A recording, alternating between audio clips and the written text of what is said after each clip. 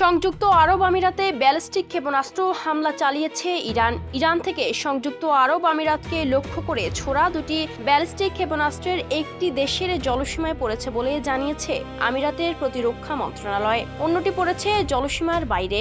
সামাজিক যোগাযোগ মাধ্যম এক্সে দেয়া এক বার্তায় এ তথ্য জানিয়েছে আরব আমিরাতে। প্রতিবেদনে বলা হয়েছে, হামলার আগে কয়েক মাস পর প্রথমবারের মতো সম্ভাব্য ক্ষেপণাস্ত্র হামলার সতর্কতা জারি করে সংযুক্ত আরব আমিরাতের national emergency crisis and disaster management authority NCEMA। এক বিবৃতিতে সংস্থাটি জানায়, সংযুক্ত আরব আমিরাতের আকাশ প্রতিরক্ষা ব্যবস্থা দেশটির দিকে ছুটে আসা ক্ষেপণাস্ত্রের হুমকি শনাক্ত করেছে।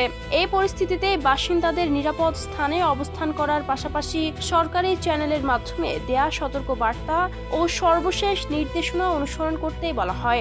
একই সময়ে দেশটির স্বরাষ্ট্র মন্ত্রণালয়ও বাসিন্দাদের মোবাইল ফোনে সতর্ক বার্তা পাঠায়। এতে বর্তমান পরিস্থিতি ও সম্ভাব্য ক্ষেপণাস্ত্র হামলার ঝুঁকি বিবেচনায় সবাইকে কাছাকাছি নিরাপদ ভবনে আশ্রয় নেওয়ার পরামর্শ দেওয়া হয়।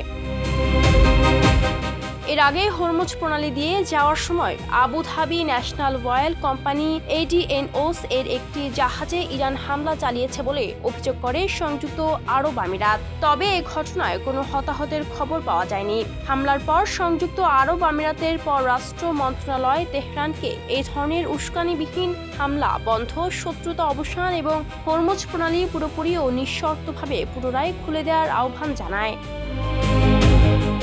দেশটিতে সর্বশেষ ক্ষেপণাস্ত্র সতর্কতা জারি করা হয়েছিল মে মাসে।